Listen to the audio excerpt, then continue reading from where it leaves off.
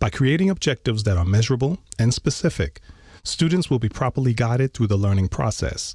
In this presentation, we will review the purpose and components of well-written objectives for instruction.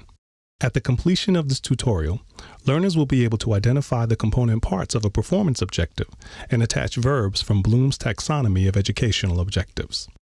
The purpose of instructional objectives is to define the type of learning that will occur at the conclusion of instruction and how learning will be assessed. Objectives should be written as precisely as possible in order to best determine whether they have been achieved. They should also be written in precise language, such as Bloom's taxonomy for educational objectives. In this presentation, we will outline the three most prominent formats: the Mager format, the ABCD format, and the Gagné-Briggs format. We will also attach our objectives to Bloom's in order to more precisely determine how instruction will be assessed. Let's begin with a review of the three formats for writing objectives. The Mager format. In his book, Preparing Instructional Objectives, a Critical Tool in the Development of Effective Instruction, Mager outlines three important characteristics to include in all instructional objectives. They are: 1.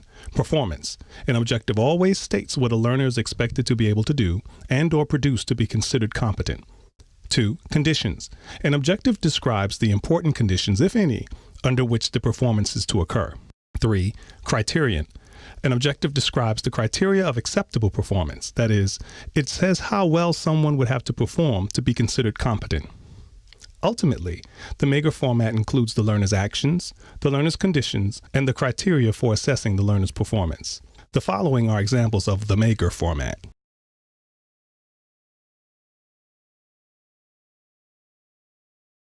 The Gagné and Briggs format for writing instructional objectives consists of 5 components. The components of the Gagné and Briggs format match Mager's condition, performance, and criterion, only to add the object or content of the learning activity as well as any tools used. Here is an example of the Gagné and Briggs method.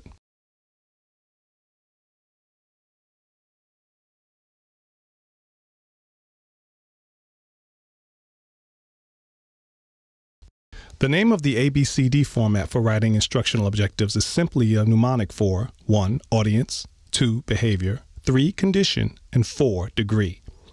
These are the 4 components that comprise the instructional objective. Notice again that it is similar to the Mager format, yet includes an additional element for identifying the target audience. This will be the method we will use most in this presentation. Here's an example of the ABCD method.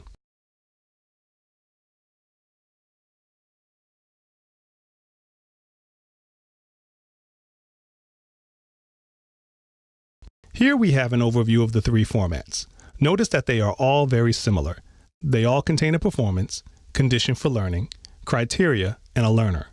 These 4 components are necessary to make your objectives specific and measurable. Next, we will give our objectives even more precision by defining them with Bloom's taxonomy for educational objectives. A good objective communicates your intent well and leaves little room for interpretation. There are words that we often use that are open to many interpretations, and there are words that we can use that leave less to the imagination. So in writing behavioral objectives, stick to the words that leave less room for interpretation. The verb you choose will help you focus on what you assess. Bloom's separates these verbs into 2 categories: higher order thinking and lower order thinking. Under each taxonomy listed are specific verbs. We have included a few on this slide. For more information on the use of these specific verbs, research Bloom's taxonomy for educational objectives in the cognitive domain.